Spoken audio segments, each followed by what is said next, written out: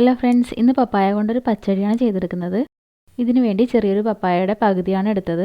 പിന്നെ ഇതുപോലെ ഒന്ന് കട്ട് ചെയ്തിട്ട് കഴുകി എടുത്തിട്ടുണ്ട്. ഇനി ഇത് ആവശ്യത്തിന് വെള്ളവും ഉപ്പും ചേർത്തിട്ടൊന്ന് കുക്ക് ചെയ്തെടുക്കണം. ഇത് കുക്കായി വരുന്ന സമയത്ത് നമുക്കിതിലേക്കുള്ള തേങ്ങ അരച്ചെടുക്കണം. ഞാനിവിടെ അരക്കപ്പ് തേങ്ങയും 4 ടേബിൾ സ്പൂൺ തൈരും എടുത്തിട്ടുണ്ട്. പിന്നെ ഒരു പച്ചമുളകും ചേർത്ത് കൊടുക്കുന്നുണ്ട്. പച്ചമുളകൊക്കെ നിങ്ങളുടെ എരിവിന് ആവശ്യത്തിന് ചേർത്ത് കൊടുക്കാം. ഇനി ഇതൊന്ന് അരച്ചെടുക്കണം. ഒന്ന് അരച്ചെടുത്ത ശേഷം ഇതിലേക്ക് 1/2 ടീസ്പൂൺ കടുക് ചേർത്ത് കൊടുക്കണം. വീണ്ടും ഇത് നല്ലപോലെ ഒന്ന് അരച്ചെടുക്കണം.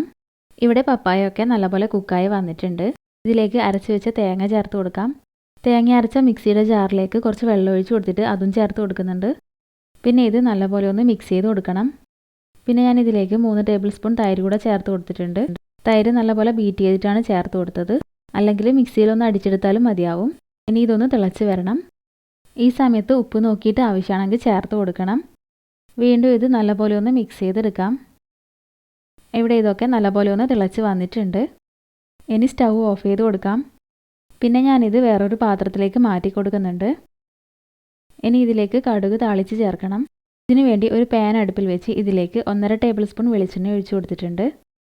പിന്നെ കടുക് ചേർത്തിട്ട് ഒന്ന് പൊട്ടിച്ചെടുക്കണം. കടുകൊന്ന് പൊട്ടി വരുമ്പോൾ ഇതിലേക്ക് 2 വറ്റൽമുളകും കുറച്ച് കറിവേപ്പിലയും ചേർത്ത് കൊടുത്തിട്ടൊന്ന് മിക്സ് ചെയ്ത് കൊടുക്കാം. പിന്നെ ഇത് പച്ചടിയിലേക്ക് ചേർത്തിട്ട് ഒന്ന് മിക്സ് ചെയ്ത് കൊടുക്കണം.